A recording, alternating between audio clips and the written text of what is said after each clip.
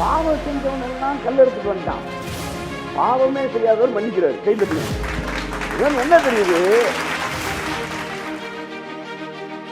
மரம் வளர்றதுக்கு செடியா இருக்கிறது, கொடியை வந்து என்ன செய்யணும், வந்து செடி வளரணும், விதை செடியாகணும், செடி மரமாகணும். மரம் வந்து என்ன செய்யணும், அப்புறம் பூ பூக்கணும், காய் காய்க்கணும், கனி கொடுக்கணும். ஒரு 2 வருஷம் ஆகாது, ஒரு 4 வருஷம் ஆகாது. மரத்தை பொறுத்தது குறைஞ்சு 2 வருஷம் ஆகும். ஆனால் ஆரோனுடைய கோல், காஞ்சி போன ஆரோன் கோல் ஒரே நாள் நைட்டில் காய் காய்ச்சி கனி கொடுக்கணும்.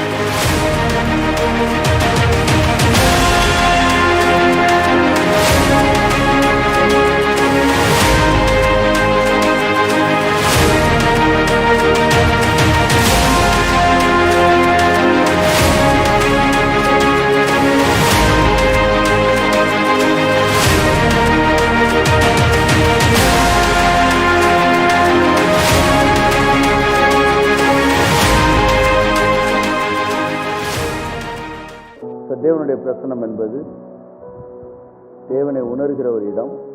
ஆலயம் என்பது it's not the place to watch something, it's the place to experience something. அது தேவனோடு பேசுகிற இடம்.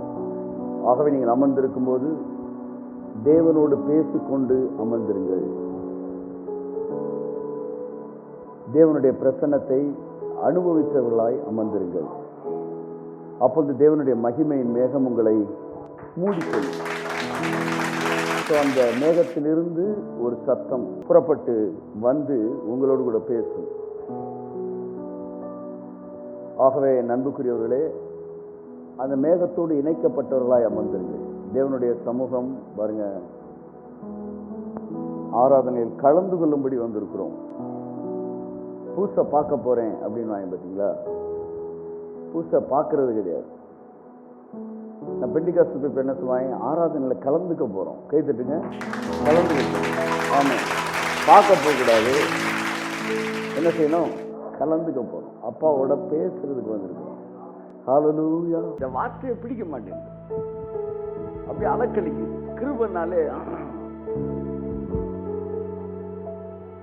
ஒருத்தன் வந்து சொன்னான் பாருங்க, ஆண்டவரே நான் வாரத்தில் 2 தரம் உபவாசிக்கிறேன். வாழைப்பழத்தை சொல்லுங்க, முடிங்க, உரிச்சு வச்சிருக்கு. உபவாசம்னு நெஞ்சில் அடிச்சுக்கிறாத. உன் உபவாசத்தை பெருமையா பேசாத. வாழைப்பழத்தை சொல்லுங்க, உரிச்சு வச்சிருக்கு.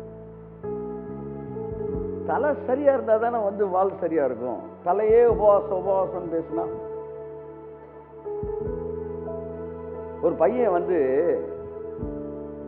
கிளாஸ்ல வந்து யூனிவர்சிட்டின்னு சொல்றானா, யூனிவர்சிட்டின்னு இருக்கான். யூனிவர்சிட்டிடா, யூனிவர்சிட்டின்னு இருக்கான். இப்போ உங்க அப்பா கூட்டுவான்னு சொல்லி அவனை கூப்பிட்டு வந்து, என்னங்க யூனிவர்சிட்டினா யூனிவர்சிட்டின்றான் அப்படின்னு இருக்கு அந்த வாத்தியார். அவங்க அப்பா சொல்லியிருக்காரு, சார் அவன் கப்பா குட்டி அவ்வளவுதான் சார்.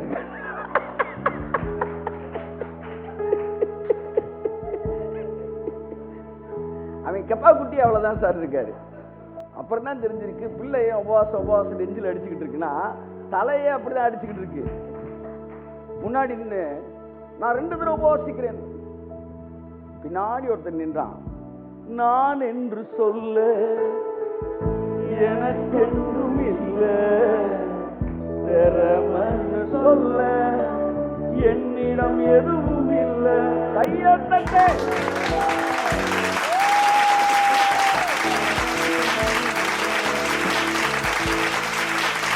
நான் நீதிமான், இந்த பாவியை போல கிடையாது. கம்பேர் பண்றான் பாருங்க. யாரை கம்பேர் பண்றான்? இந்த கிருபையை வெறுக்கிறவன்லாம் செய்யற விஷயம் கம்பேரிசன். இவெல்லாம் ஒரு ஆளு, இவனுக்கு நான் எவ்வளவு பரவாயில்ல, வாரத்தில் 2 முறை உபவாசிக்கிறேன். அப்படியே பார்த்துக்கிட்டு இருக்காரு. இவன் இங்க இருக்கிறான், அவன் அங்க இருக்கிறான். அவன் வாழ்க்கையின் வளர்ச்சி அப்படின்னா இந்த நான் அழிஞ்சுக்கிட்டே வருது பார்த்தீங்களா? இது அழிய அழிய அழிய நீங்க வளர்ந்துக்கிட்டே இருக்கீங்க. எல்லாரும் பாருங்க, மனிதர்கள் மத்தியில் தான் பெரியவனா இருக்குன்னு விரும்புறாங்க. அதனாலதான் நான் யார் தெரியுமா அப்படின்னு சொல்றான்னா அவன் மனுஷன் முன்னாடி பெரியவனா இருக்க விரும்புறான்னு அர்த்தம். ஆனா கிறிஸ்தவ வாழ்க்கை என்பது நான் அழிஞ்சுக்கிட்டே வரணும். ஒருத்தர் பெரிய லெவல்ல சைன் பண்றாரு, என்னன்னு அர்த்தம்? அவர் நான பெரிய லெவல்ல அழிச்சிட்டாருன்னு அர்த்தம். அப்ப யோவான் சொன்னான், நான் சிறுகவும் அவர் பெருகவும். அவன் சொன்னான், நான் சிறுகவும் சிறுகவும் சிறுகவும் சொல்ல சொல்ல பைபிள் சொல்லிச்சு, அவன் தேவனுடைய பார்வையில் பெரியவனாயிருந்தான். ஸ்திரீகளிடத்தில் பிறந்தவனிலும் யோவான் சானகனை பார்க்கிலும் பெரியவன் ஒருவனும் இல்லை. 2 தடவை பைபிள் எனக்கு தெரிஞ்சு யோவான் சானகனை பெரியவன்ற வார்த்தையை பயன்படுத்துது.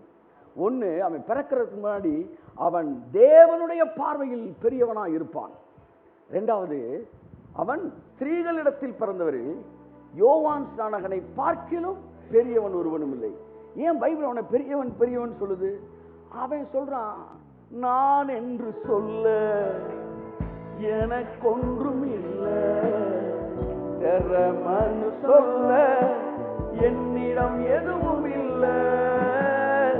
நான் என்று சொல்ல சொல்ல எனக்கொன்றும் இல்லை, இல்லை சொல்ல என்னிடம் எதுவும் இல்லை.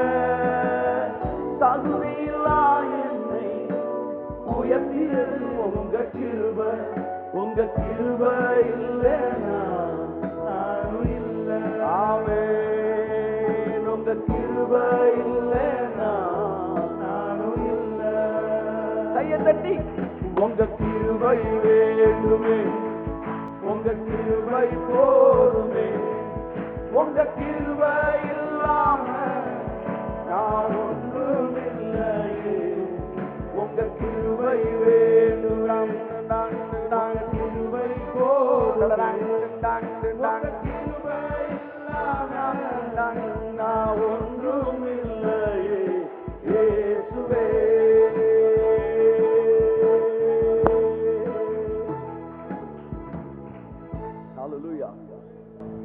சோ பிரமாணத்தின் கீழே இருக்கிறவர்களுக்கு பிடிக்காத ஒரு வார்த்தை கிருபை.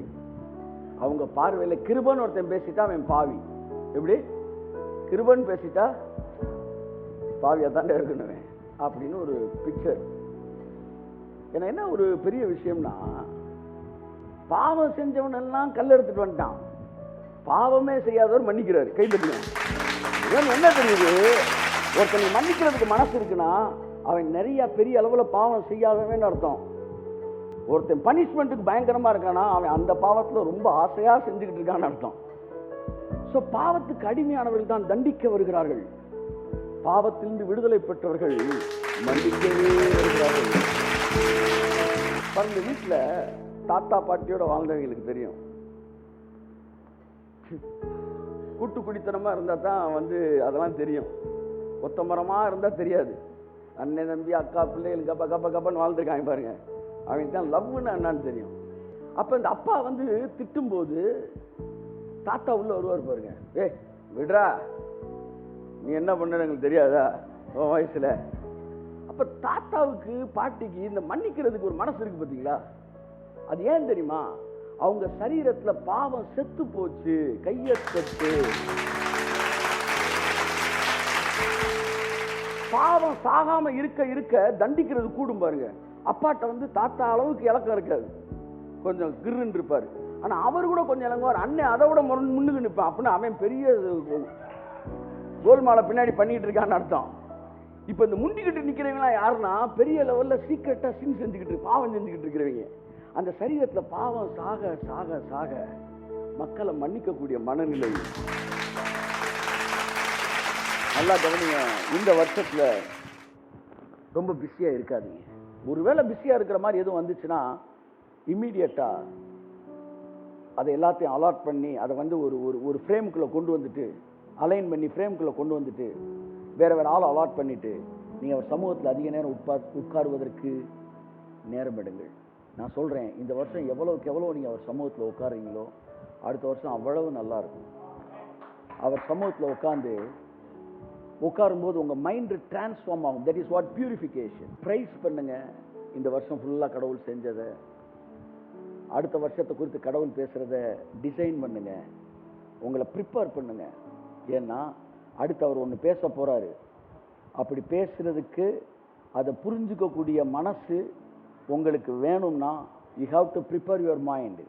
எனக்கு கர்த்தர் சொன்னார், சில விஷயங்களை நான் பேச போகிறேன், இது வரைக்கும் நீ பேசுனதை மற்றவனால நம்ப முடியல. ஆமாம், நிறையா பேர் நம்ப முடியல. இனி நான் பேச போகிறது உன்னாலே நம்ப முடியாது. Even you can't comprehend it. நீயே அதை ஏற்றுக்க முடியாது.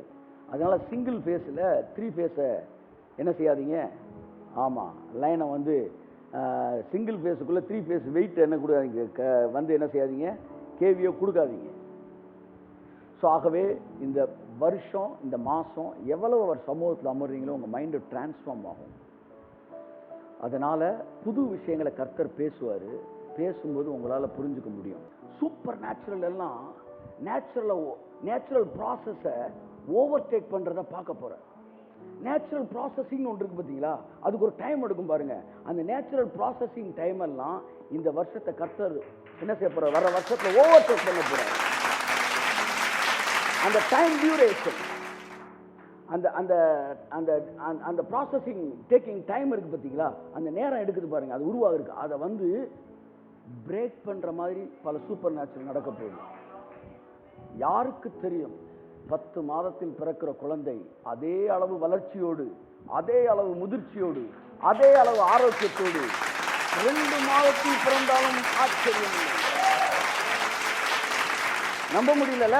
அதுக்குத்தான் சொன்னேன் உட்காரு. இப்போ 3 ஃபேஸை கொடுத்த உடனே பல்பெலாம் ஆஃப் ஆகுதுல. ஆமாம், சிங்கிள் ஃபேஸில் வந்து ஆஃப் ஆகுதுல.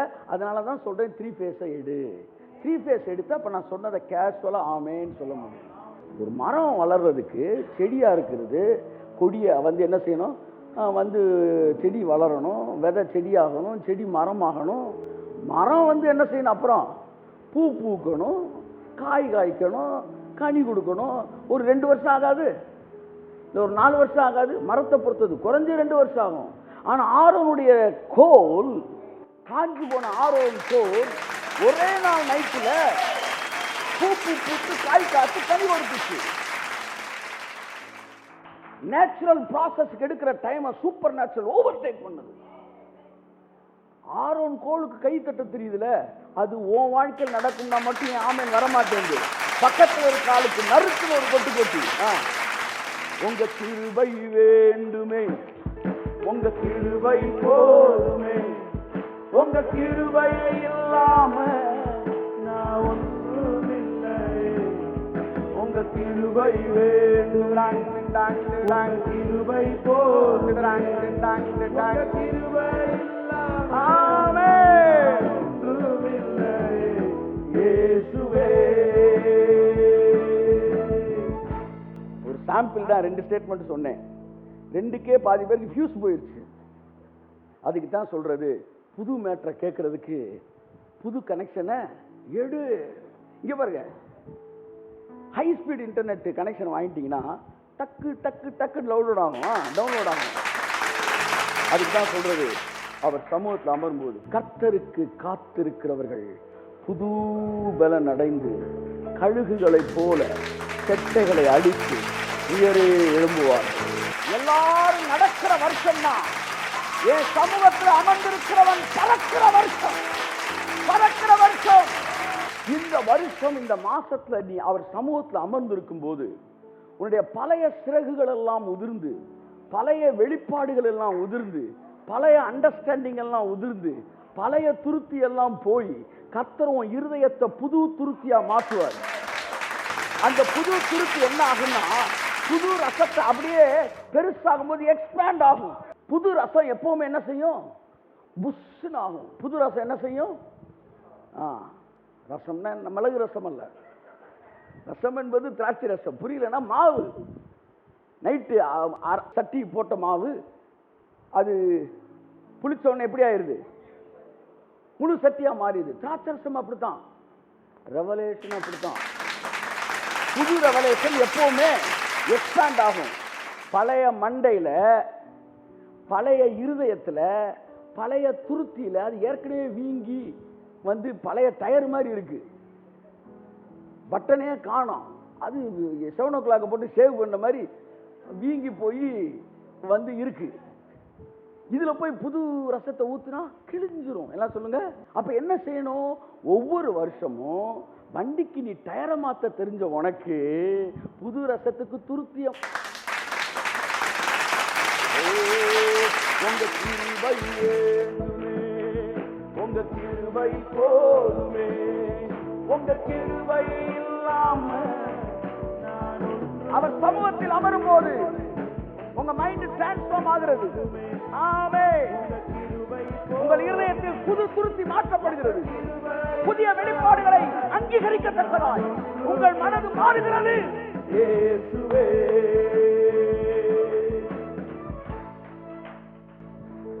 சோ நீங்க இப்ப என்ன பண்றீங்க? டயரை மாத்தினா அடுத்து ஒரு 5000 கிலோமீட்டருக்கு அந்த டயர் என்ன செய்யும்? ஓடும். அப்படித்தான் ஒவ்வொரு வருஷத்துலயும் நீங்க துருத்தியை மாத்தணும். எப்படி துருத்தியை மாத்தணும்? ஏன்னா அப்ப புது ரசத்தை ஊத்த போறாரு. பழையவைகள் நிறைவேறல் ஆயின, இதோ புதிதானவைகளையும் நான் பேசுகிறேன். அப்ப புதுசா பேசுறதுக்கு புது கனெக்ஷன் இருக்கணும் சார். நான் சொல்றேன், ஒரு நாள் நைட்ல வளர்ந்துருவாங்க அப்படின்னு ஒரு விஷயத்தை நான் சொன்னேன்னா உங்களால் ஏத்துக்க முடியல. அப்படியே பிளிங்க் ஆகுது லைட் எல்லாம், கொஞ்ச நேரத்தில் வந்து ஓவர்லோட்ல ஃபியூஸ் ஆக போகுது. அதனால தான் சொல்றேன், இதுக்கு 3 phase வாங்கியே ஆகணும். ஏன்னா புதுசா பேசும்போது நேச்சுரல் ப்ராசஸிங் டைம் எல்லாம் ஓவர்டேக் பண்ண போறார் தேவன். ஒரு பிசினஸ் பண்ண ஆட்கள் முடிச்சுக்கிறேன்.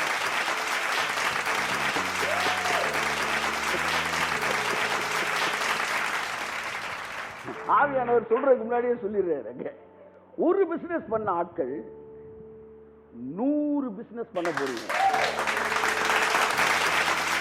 100 பிசினஸ். கர்த்தர் சொன்னாரு 100 பிசினஸ். ஆண்டவரே, ஒரு பிசினஸ் 100 பிரான்ச் இல்ல, ஒரு பிசினஸ் 100 பிரான்ச் சொல்லல, 100 பிசினஸ்.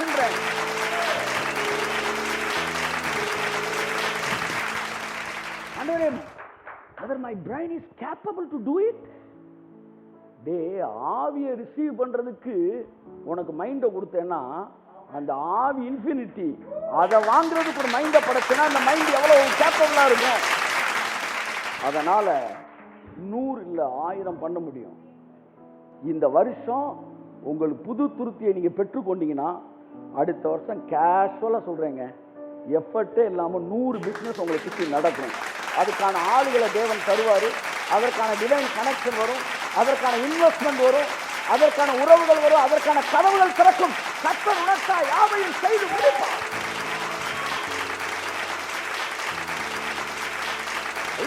supernatural growth. ஆமா, எனக்கு ட்ரெய்லர் காமிச்சிட்டாரு கர்த்தர். அப்ப தெரிஞ்சு அடுத்த வருஷம் இதெல்லாம் நடக்க போகுது. ஹீரோ யாரு, வில்லன் யாரு, என்ன பண்றாங்க, என்ன நடக்க போகுது, எல்லாம் அப்படியே தெரியும் உங்களுக்கு. என் அன்புக்குரியவர்களே, அவருடைய சமூகத்தில் அமர்ந்திருக்கக்கூடிய ஒரு வேலை எந்த மாசத்துல ரொம்ப அதிகமா முக்கியமா இருக்கணும்னா டிசம்பர் மாசம். ஏன்னா ஒரு புதிதான ஒரு வருஷத்துக்குள்ள உலகத்துக்குள்ள நுழைய போறீங்க. அதை குறித்த கிறிஸ்டல் கிளியரா உங்கள்கிட்ட பேசுவார். வரும் காரியங்களை என்னிடத்தில் கேளுங்கள். எப்படி வார்த்தை பாருங்க, கேளுங்கன்றாரு. நானே உங்களுக்கு எல்லாவற்றையும் ஆதி முதற்கொண்டு அந்தம் வரைக்கும் சகலத்தையும் என்ன செய்றேன், நான் அறிவிக்கிறேன். கர்த்தர் எல்லாத்தையும் நமக்கு அறிவிக்கிறாராம். ஒரு காரியத்தின் முதல் முடிவிலிருந்து அது துவக்கத்தை அறிவிக்கிறாராம். ஆகவே ஒரு குருடனாய் வருகிற வருஷத்துல நம்ம நுழையக்கூடாது. தெளிவான ஒரு மனதோடு நுழையணும். அதற்கு என்ன செய்யணும்? அவருடைய சமூகத்தில் அமர்ந்துருங்க. இந்த மாதம் காத்திருக்கிற மாதம். கழுகு என்ன செய்யும்? அது போய் காத்திருக்குமா, இருந்து தான் மேல இருக்க அந்த இறகுகள் எல்லாம் என்ன செஞ்சிடும், அது ரொம்ப வருஷம் 40 வருஷத்துக்கிட்ட யூஸ் ஆகிருக்கும், பல வருஷம் யூஸ் ஆகிருக்கும். அந்த இறகெல்லாம் ஒவ்வொன்றா கொத்தி கொத்தி கொத்தி கொத்தி கொத்தி எல்லா இறகையும் உதுத்துருமா. சொல்லுங்க, பழைய ரெவலேஷன் எல்லாம் தப்புன்னு சொல்லலை, ஆனால் புதுசு வேணும்னா பழையன கழிதலும் புதியன புகுதலும் என்றான் பாரதி. என் அன்புக்குரியவர்களே, இன்னைக்கு கூட பார்த்தோம், புதிதானவைகளை நான் உங்களுக்கு அறிவிக்கிறேன். அப்ப இந்த கழுகு எல்லாத்தையும் கொத்தி போட்டு அழகையும் உடைச்சிட்டு முழுசா வந்து உடம்புல ஒரு இறக்கையும் இல்லாம நிக்குமா. வெயிட் பண்ணிட்டே இருக்கும் பாருங்க. வயசான பிறகு அதனுடைய ஸ்ட்ரென்த் எல்லாம் குறையும் போது எல்லாத்தையும் தட்டிட்டு உட்காருமா. இது உட்கார்ந்துருக்க நேரம் காக்காவும் குருவி அங்கிட்டு அப்படின்னு ஷாப்பிங் அங்கிட்டு பறந்துகிட்டு இருக்கும். இன்னொரு குருவி அங்கிட்டு ஃபுல்லா பிஸியில போயிட்டு இருப்பாங்க. உடனே என்ன எல்லாம் பிஸியா இருக்கிறாங்க, இது மட்டும் உட்காந்துருக்குன்னா அதெல்லாம் காக்கா. ஆனா கழுகுக்குள்ள அப்படியே முளைக்கும் பாருங்க இறங்குங்க. அடுத்து எடுத்து அப்படி அடுத்துச்சுன்னா 40 வருஷம் நெக்ஸ்ட் 40 இயர்ஸ் அந்த இளமையை மறுபடியும் தனிமையில் அழுத போது கேட்டிட யாரும் இல்லை, தள்ளாடி நடந்த போது தாங்கிட யாரும் இல்லை, தனிமையில் அழுத போது கேட்டிட யாரும். பாருங்க, வயசு கூட கூட இந்த ஸ்பிரிச்சுவல் மேனுக்கு, அந்த ஸ்பிரிட் மேனுக்கு இல்ல, அந்த ஸ்பிரிச்சுவல் லைஃப்ல இருக்கிற மனுஷனுக்கு வந்து ஃபெய்த் டம்மி ஆகும். பாருங்களேன், ஃபெய்த் குறையும், வீரம் குறையும், கர்த்தரை தாறுமாற நம்புற அந்த இளம் பிராயத்தின் விசுவாசம் இருக்குல்ல, அதெல்லாம் டம்மி ஆகும். அதனாலதான் ஒரு புது பிசினஸ் நீங்க தொடங்கும் போது அந்த பிசினஸ் ஏற்கனவே எக்ஸ்பீரியன்ஸ் கூப்பிடக்கூடாது. அவன் அதுல என்னென்னலாம் வந்து தோல்வி இருக்குன்னு மைண்டோட வருவான். அந்த பிசினஸே தெரியாதவனு உள்ள இறக்கணும், கைப்பற்றி. அதுங்க 1000 கனவுகளோட வருவான். ஸோ கடைசியா என்ன கண்டுபிடிச்சாங்கன்னா, பிசினஸ் வந்து நீங்க வந்து அதனுடைய பிசினஸ் உடைய டாக்டிக்ஸ் எல்லாம் பார்க்கும்போது எக்ஸ்பீரியன்ஸ் போடாதீங்கன்றாங்க. எக்ஸ்பீரியன்ஸ் போட்டு ஒரு வேலை பார்த்துருக்காங்க, எக்ஸ்பீரியன்ஸ் இல்லாதவனை போட்டிருக்காங்க. இந்த இல்லாதவன் செஞ்சான் பாருங்க, அவன் தான் டாப்ல வந்திருக்கிறான். ஏன்னா அவனுக்கு தோல்வினா என்னன்னு தெரியாது. நல்லா கவனிங்க, வயசு ஆக ஆக மனசுக்குள்ள அந்த வீரம், அந்த விசுவாசம், தாறுமாற கர்த்தரை நம்புறது, காட்டு மிராண்டி மாதிரி அவர் வல்லமை மேல நம்பிக்கை இருக்கிறது, இதெல்லாம் இளம் வயதுல தாவீதுக்கு இருந்துச்சு. ஒரு படையே அமைதியா இருக்கு, ஒரே ஒரு இளைஞன் உள்ள தவறான், சொல்றான், உம்மாலே நான் ஒரு சேனைக்குள் பாய்வேன். சேனைனா என்ன சார்? ஒரு 1,00,000 பேர் நின்றுட்டு இருப்பாங்க. அவன் சொல்றான், ஒருத்தன் பாய வேண்டாம், உம்மாலே நான் ஒரு மதிலை தாண்டுவேன். சவுல் நிக்கிறான் 6 அடிக்கு, மக்கள் நிக்கிறான் எல்லாம் 5.25 அடிக்கு, எல்லாம் வந்து தாறுமாறா நிக்கிறாங்க. ஒருத்தன் உள்ள குதிச்சு கோலியாத் என்கிற அரக்கனை ஏறக்குறைய 12 அடிக்கிட்ட 9 அங்குலத்துக்கு மேல இருந்தாங்க. சோ பாருங்க, 9 அங்கிட்டு ஒரு 4 15 அடி போஸ்ட் மரத்தை கொண்டு வந்து வாசல்ல நட்டுட்டாங்கடான்ற மாதிரி 15 அடியில நடந்துகிட்டு இருக்கிறான். அவனை 5 அடியில ஒரே ஆள் அடிச்சான். வெறி, விசுவாசம். கர்த்தர் இருக்கார கூட, டே போடா ஆண்டவனே நம்ம பக்கம் இருக்கான் அப்படி நடத்த. இதே தாவீது எல்லாம் சொல்லுங்க, இதே தாவீது ராஜாவான போது, பெலிஸ்தியர்களோடு படையெடுத்த போது எத்தனை பேர் நம்ம பக்கம் இருக்கான் என்றா அப்படின்றான். எதுக்குடா என்ற கர்த்தர் கேட்கிற, எதுக்கு என்ற இல்ல, அவங்க எவ்வளவு பேர் நம்ம எவ்வளவு பேர் பார்க்கணும்ல. டே நீ சிங்கண்டா, ஒரே ஆளா போய் அடிச்சு தகர்த்த நீயா கணக்கு பண்ற. வயசு ஆக ஆக உங்க விசுவாசமும் உங்க பலனும் குறையும். அதுக்குத்தான் வயசே ஆகாம இருக்கணும்னு நீங்க நினைச்சீங்கன்னா, உங்க விசுவாசம் குறையாம இன்னும் பெருகணும்னு நினைச்சீங்கன்னா, ஓடிட்டு இருக்கும் போதே ஒரு பிரேக்கை போட்டு டிசம்பருக்கு உட்காந்து, உங்க கிருபை வேண்டுமே, உங்க கிருபை போதுமே, உங்க கிருபை இல்லாம நான் ஒண்ணுமில்லை. சொல்லுங்க, உங்க கிருபை வேண்டுமே இயேசுவே, கிருபை போதுமே, ஓ உங்க கிருபை இல்லாம நான் ஒண்ணுமில்லை இயேசுவே. உட்காரும் போது அப்படியே பாருங்க, பழைய இறக்கையெல்லாம் அப்படியே ஒதுக்குறீங்க. அதான் சகலம் நன்மையாக தான் நடக்கும் ஏற்கனவே சொல்லியிருக்கேன்லப்பா, அப்புறம் எதுப்பா உட்கார்ற? எல்லாம் தெரியுமாப்பா, எல்லாம் தெரியும். ஜீவனால நன்மையும் கிருபையும் தானே தெரியுமாப்பா, தெரியாதுன்னா சொன்னோம். ஆனா இப்ப எனக்கு புதுசு ஒண்ணு வேணுமாப்பா. பழசெல்லாம் உதுத்துட்டு உட்காந்துருக்கு. அடுத்து ஒரு கழுகு சொல்றாங்க சார், அது வந்து பாருங்க, புது ரெக்கையில் முளைத்த பிறகு புது அழகு முளைத்த போது அது வந்து மறுபடியும் 40 வருஷம் வாழுமா. அதோட இளமை மறுபடியும் வந்துருமா. எங்க கோலியாத் அடிச்சான் பாருங்க, அந்த வெறி திரும்ப வந்துருது. அனுபவம் கால்குலேட் பண்ணுது. சவுல் சொன்னான், நீ இளைஞன், நீ இளைஞன். அவனோ சிறு வயது முதற்கொண்டு யுத்த வீரன்.